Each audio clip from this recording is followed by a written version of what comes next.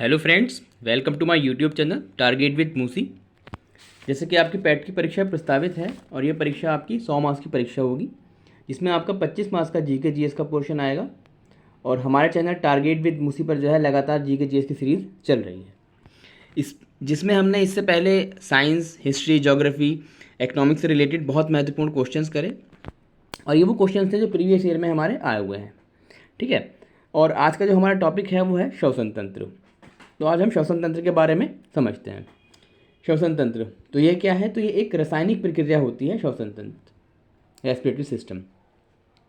और इसका फंक्शन क्या होता है? तो ये जो काम करता है, क्या करता है? तो ये ग्लूकोज का ऑक्सीकरण करता है और उसके द्वारा ऑक्सीकरण करके हमें ऊर्जा प्रदान करता है। तो ग्लूकोज का ऑक्सीकरण करके ऊर्जा प्राप्त करने की प्रक्रिया को हम क्या कहते हैं? श्वसन कहते हैं।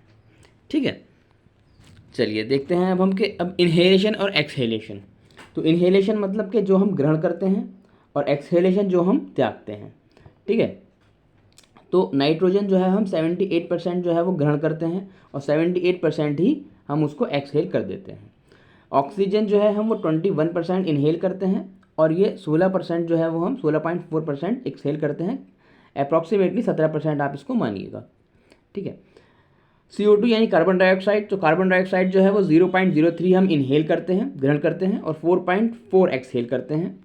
और कहीं कहीं आपको ये 4.6 भी देखने को मिलेगा। तो ये आपका जो ऑप्शन के हिसाब से वेरी करेगा। अगर 4.4 है तो आप 4.4 टिक करिए, 4.6 है तो 4.6 टिक करिएगा। ठीक है, अकॉर्डिंग टू द ऑप्शन आप इसको क्लिक करेंगे।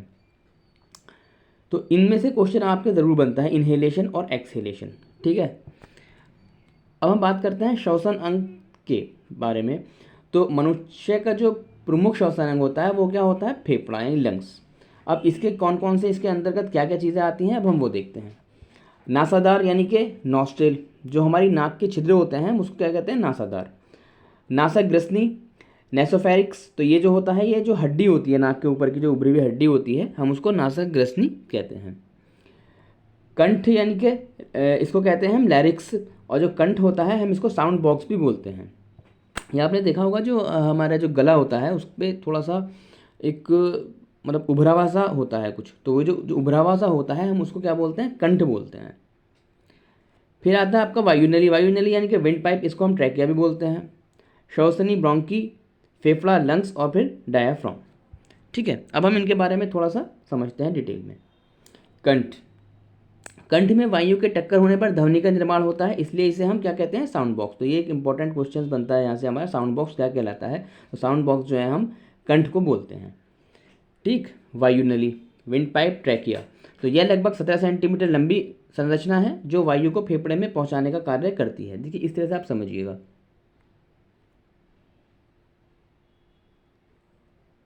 ठीक है, ये बीमार व्यक्ति के फेफड़े बने हैं, मुझसे स्वस्थ व्यक्ति के फेफड़े नहीं बन पाए हैं, मगर आप समझ लेंगे।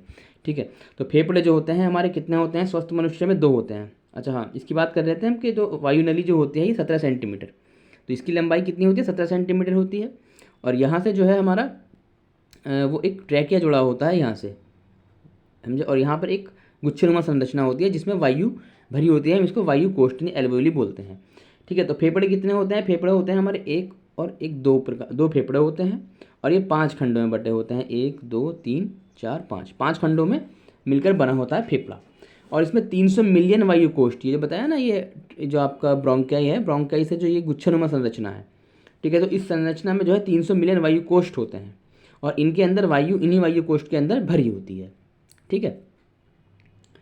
डायाफ्राम, तो डायाफ्राम क्या होता है? ये पाचन तंत्र और जो हमारा श्वसन तंत्र है, ठीक है, उसको एक तो डिवीज़न करता है, अलग अलग करता है। और ये इस तरह की संरचना होती है, जब हम सांस लेते हैं तो ये नीचे की ओर दब जाता है, और जब सांस छोड़ते हैं तो ये ऊपर की ओर हो जाता है। और ये श्वसन में जो है 70 और 75% श्वसन में जो हेल्प करता है वो डायाफ्राम ही करता है। ठीक है, अब हम थोड़ा सा इसके बारे में हम कुछ थोड़ा सा और समझते हैं फिगर के माध्यम से। देखिए, ये वायुनली है हमारी, ये 17 सेंटीमीटर की होती है, इसको ट्रैकिया भी बोलते हैं। और ट्रैकिया जो है ये नीचे हमारा यहाँ पर ये जुड़ी होती है। ठीक है, और यहाँ पर ये गुच्छनुमा जो संरचना है, इसमें हमारा वायु कोष्ठ होते हैं, ये वायु कोष्ठ है हमारे। ठीक है, तो अब इनका फंक्शन समझते हैं कि किस तरह से हमारा जो काम करता है, ये ऑक्सीजन को किस तरह से ग्रहण करता है और ऑक्सीजन CO2 किस तरह से इनका संवहन करता है फेफड़ा हमारा। तो ये होता क्या है कि यहाँ पर वायु कोष्ठ होते हैं, ठीक है, और यहाँ पर जो होता है, यहाँ पर ब्लड होता है हमारा, ठीक है। अब ब्लड का क्या काम होता है, तो ब्लड जो होता है हमारा, उसके अंदर सभी जानते हैं कि हमारा हीमोग्लोबिन पाया जाता है ब्लड के अंदर। तो हीमोग्लोबिन का क्या काम होता है कि यहाँ से ऑक्सीजन को ले लेता है, ठीक है, और ऑक्सीजन को लेकर कहाँ पर जाता है, ऑक्सीजन को लेकर जाता है हमारे संपूर्ण शरीर में। और हमारे संपूर्ण शरीर किसका बना होता है, तो सेल्स का बना होता है, यानी कोशिकाओं का बना होता है। तो सेल्स में लेकर चला जाता है, और सेल्स में जो आप जानते हैं कि माइटोकॉन्ड्रिया, ठीक है, जिसको हम पावर हाउस ऑफ सेल्स बोलते हैं, ठीक है। तो ऑक्सीजन जो है माइटोकॉन्ड्रिया में जाने के बाद माइटोकॉन्ड्रिया क्या करता है, तो माइटोकॉन्ड्रिया ये करता है कि ये 38 ATP का निर्माण करता है, यानी कि एनर्जी का निर्माण करता है ATP का, ठीक है। और इस 38 ATP से जो है हमें वो एक ग्लूकोज का निर्माण होता है। इस तरह से हमें एनर्जी प्राप्त होती है, यानी कि हमने ऑक्सीजन को क्या करा, ऑक्सीजन को, तो ऑक्सीजन जो था हीमोग्लोबिन जो था ऑक्सीजन को सेल्स के पास लेके जाता है, सेल्स जो है वो उसको माइटोकॉन्ड्रिया के पास लेके जाते हैं, और माइटोकॉन्ड्रिया क्या करता है, माइटोकॉन्ड्रिया जो है वो 38 ATP का निर्माण करता है, और उस 38 ATP से जो है एक ग्लूकोज का निर्माण होता है, यानी कि हमें एनर्जी प्राप्त होती है, ठीक है। अब क्या होता है, जो वहाँ से यानी कि सेल्स से जो है वो सेल्स से CO2 ले लेता है, और सेल्स से CO2 ला के यहाँ पर फेफड़ों में लेकर आ जाता है, और फिर इसके यानी कि यहाँ से माध्यम से वो बाहर निकल जाता है, ठीक है। तो अब हमने ये समझा। अब एक चीज़ और है, हम समझते हैं डायग्राफ। तो डायाफ्राम सॉरी, तो डायाफ्राम क्या था, तो डायाफ्राम की जो संरचना आप ये देख रहे हैं ना, ये डायाफ्राम कहलाता है। जब हम सांस लेते हैं तो ये नीचे की ओर हो जाता है, और जब हम सांस छोड़ते हैं तो ये ऊपर की ओर उठ जाता है, ठीक है। और ये 70% जो है सांस लेने में डायाफ्राम का रोल होता है, ठीक। और दूसरी बात एक और समझिए, आपकी जो गर्भवती महिलाएं होती हैं तो उनका जो मतलब ये वाला जो स्ट्रक्चर होता है वो आगे की तरफ निकल जाता है, तो उसमें क्या होता है, डायफ्राम दब जाता है, ये काम करना बंद कर देता है। तो उस स्थिति में क्या होती है, यहाँ पर जो हमारे रिब्स होती हैं, जिसको हम पसलियाँ बोलते हैं, तो रिब्स के माध्यम से जो गर्भवती महिलाएँ हैं वो सांस लेती हैं, और वो सांस लेने में रिब्स हेल्पफुल होता है, ठीक है।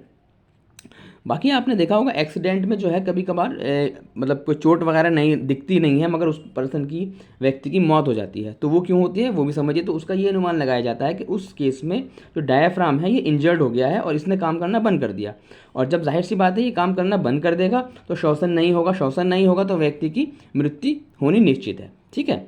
अब समझते हैं इसको। तो फिगर के माध्यम से हमने अभी समझा कि किस तरह से गैसों का संवहन CO2 O2 का हमारा शरीर में संवहन होता है, ठीक है। तो यहाँ पर हम इसको पॉइंट में देख लेते हैं। गैसों का संवहन जो है वो हमारे संपूर्ण शरीर में गैसों का संवहन रुधिर यानी ब्लड के द्वारा होता है, ठीक है। लगभग 98.5 ये पॉइंट है। तो लगभग 98.5 जो है वो O2 का संवहन रुधिर में उपस्थित हीमोग्लोबिन के द्वारा होता है, ठीक है। और शेष 1.5% का संवहन प्लाज्मा के द्वारा होता है, ठीक है। हीमोग्लोबिन के एक अणु में आयरन यानी फेरस के 4 अणु होते हैं, और हीमोग्लोबिन का एक अणु जो है ऑक्सीजन के 4 अणु का संवहन करता है, ठीक है। हीमोग्लोबिन ऑक्सीजन के 4 अणुओं से अभिक्रिया करके ऑक्सी हीमोग्लोबिन बनाता है, इसको ही हम शुद्ध रुधिर कहते हैं। तो ये समझिए हीमोग्लोबिन हुआ, इसने ऑक्सीजन के 4 अणु से मिलकर क्या बनाया, ऑक्सी हीमोग्लोबिन, और ऑक्सी हीमोग्लोबिन को हम क्या बोलते हैं, शुद्ध रुधिर कहते हैं, ठीक है। एक बार आप और थोड़ा सा इसको समझ लीजिएगा, मैं एक बार और समझा देता हूँ आपको जो मैंने प्रीवियस में समझाया है। कि देखिए जो हमारे लंग्स होते हैं वो क्या करते हैं, वो ऑक्सीजन भी, नाइट्रोजन भी लेते हैं, ऑक्सीजन भी लेते हैं, और आपका CO2 भी लेते हैं, ठीक है। और ये हमने इससे पहले पढ़ा है कि कितने कितने % लेते हैं, ठीक है। अब ये लेने के बाद क्या करते हैं, जो इसमें रक्त होता है, रक्त में हीमोग्लोबिन होता है, तो हीमोग्लोबिन क्या करेगा, ये हमें सेल्स में लेकर चला जाएगा, ठीक है। ऑक्सीजन को सेल्स में लेकर चला गया, सेल्स क्या करेंगे, सेल्स जो हैं आपके यानी कि हमारी जो सेल्स, पूरा शरीर सेल्स का ही बना हुआ है, यानी कि पूरे शरीर में लेके चला गया हीमोग्लोबिन ऑक्सीजन को, ठीक है। अब सेल्स के बाद क्या होगा, ये सेल्स का जो पावर हाउस ऑफ सेल्स किसको बोलते हैं, माइटोकॉन्ड्रिया को बोलते हैं। तो माइटोकॉन्ड्रिया का क्या काम करता है, ये इससे एनर्जी निर्माण करता है ऑक्सीजन से। कैसे करता है, ये ATP के रूप में, ठीक है। तो ये 38 ATP का निर्माण करता है, और 38 ATP का निर्माण करने के बाद यहाँ इस 38 ATP से हमें ग्लूकोज का निर्माण होता है। तो क्वेश्चन जो है ये आता है कि एक ग्लूकोज का निर्माण कितने ATP पे होता है, तो हमें 38 ATP के द्वारा एक ग्लूकोज का निर्माण होता है, ठीक है। ये पढ़ा आपने। और दूसरी चीज़ क्या होती है, जो हमारा जो सेल्स में CO2 होती है, उस CO2 को ले जाकर उस CO2 को वापस ले जाकर ये फेफड़ों में यानी लंग्स में लेकर आता है और लंग्स जो है उसको बाहर की ओर निकाल देते हैं। ठीक है, तो ये इसका कार्य चलता रहता है। अब हम बात करते हैं जंतु के श्वसन अंग की। तो जंतु का जो श्वसन अंग के बारे में जो है क्वेश्चन हमें अक्सर एग्जाम में देखने को मिल जाते हैं। इनके श्वसन अंगों के बारे में अक्सर हमसे क्वेश्चन पूछ लिए जाते हैं। तो पहला क्वेश्चन क्या बनता है हमारा कि एक कोशिकीय जीव में जो होता है श्वसन अंग क्या होता है, तो उसमें कोई भी श्वसन अंग नहीं होता है और वो जनरल बॉडी सरफेस की सहायता से श्वसन करते हैं। और उसके अंदर कौन कौन से वो आते हैं आपके, अमीबा आता है, युग्लिना आता है, हाइड्रा आता है। ठीक है, बात करते हैं केचुए की। तो केचुआ किससे श्वसन करता है, तो नमयुक्त त्वचा से जो है केचुआ श्वसन करता है। जलीय जीव यानी कि मछली वर्ग जिसके अंदर आता है, तो उसमें वो गलफड़ा यानी कि गिल्स के माध्यम से श्वसन करते हैं। कीट वर्ग आपका जिसमें कॉकरोच हो गया, टिड्डा हो गया, ये ट्रैकिया। जैसे कि आपने देखा होगा ये टिड्डा है मान के चलिए आप, तो इसमें इस तरह के, इसको हम क्या ट्रैकिया बोलते हैं, और ये टिड्डा हो गया, कॉकरोच हो गया, इसके माध्यम से ये श्वसन करता है। मकड़ी तथा बिच्छू का बहुत इंपॉर्टेंट होता है, तो बुक लंग्स याद रखना, बुक लंग्स जो है वो मकड़ी और बिच्छू का श्वसन अंग होता है। अब मेंढक का, तो मेंढक का जो है आप याद रखिएगा, मेंढक जो है वो त्वचा से, गलफड़े से, फेफड़े से, यानी कि तीनों के द्वारा वो श्वसन कर सकता है। अब देखिए जो टैडपोल यानी कि जो उसकी प्रारंभिक अवस्था होती है शुरुआती दौर में, तो टैडपोल जो होता है वो बहुत शुरुआत में जो होता है, यानी कि जो मेंढक जो होता है टैडपोल यानी कि शुरुआती अवस्था, प्रारंभिक अवस्था, तो वो जल में रहता है। तो जल में जो है वो गलफड़े के द्वारा, ठीक है, आपने देखा भी होगा कि मछलियों में और टैडपोल में यानी कि जो मेंढक में होते हैं फ़र्क ही नहीं पता लगता प्रारंभिक अवस्था में, क्योंकि दोनों गलफड़े के माध्यम से जो है श्वसन करते हैं और एक से लगते हैं। ठीक है, वो तो जब बड़े हो जाते हैं तब पता लगता है कि कौन मेंढक है और कौन मछली है। और मेंढक जब जल में होता है या फिर आप ये मान के चलिए कि ये मिट्टी के अंदर है, तो जल में या मिट्टी के अंदर किस ले लेगा, तो त्वचा के माध्यम से श्वसन करता है। और जब जल या मिट्टी के बाहर होगा तो ये फेफड़े के द्वारा करेगा। तो इस तरह से मेंढक जो है वो तीनों तरीके से श्वसन कर सकता है। ठीक है, अब हम बात करते हैं मनुष्य। तो मनुष्य यानी कि स्तनधारी है, तो मनुष्य और अन्य स्तनधारी या पक्षी वर्ग और सरीसृप वर्ग। सरीसृप में कौन कौन से आते हैं आपके, सांप, छिपकली, कछुआ, तो ये सब किसके माध्यम से करते हैं, तो ये सब जो है फेफड़ों के माध्यम से श्वसन करते हैं। ठीक है, देखिए ये हमारी जो सुपरफास्ट क्लास है 5 से 7 या 8 मिनट की होती है, मगर आज थोड़ा सा लंबी हो गई है समझने में। और इसके जो क्वेश्चंस हैं हमारे, तो वो नेक्स्ट क्लास में क्वेश्चन हम इसके करेंगे जो प्रीवियस हमारे ईयर में UPSSC के द्वारा मालूम करे गए हैं और महत्वपूर्ण क्वेश्चंस हैं, तो हम नेक्स्ट क्लास में लेकर आएंगे। और CO2 और ऑक्सीजन से रिलेटेड अगर आपको समझना है और थोड़ा सा, तो इससे में ही हमारे चैनल पर एक वीडियो पड़ी है हार्ट के बारे में, तो आप जाकर उस वीडियो को देखिएगा, आपको थोड़ा सा और क्लियर हो जाएगा। क्योंकि देखिए यहाँ पर 13, 14, 15 मिनट की वीडियो में जो है हम इतना ही समझ सकते हैं, और बाकी समझने के लिए हम इसकी दूसरा पार्ट, दूसरी वीडियो लेकर आ जाएंगे। ठीक है, वीडियो अच्छी लगी हो तो शेयर, लाइक, सब्सक्राइब जरूर करा करें, क्योंकि देखिए यही आपका जो शेयर, लाइक, सब्सक्राइब होता है, यही हमारा मोटिवेशन होता है, और आपके मोटिवेशन की जो है हमें होती है बहुत ज़रूरत। ठीक है, तो शेयर करिए, लाइक करिएगा, सब्सक्राइब करिएगा। Thank you very much.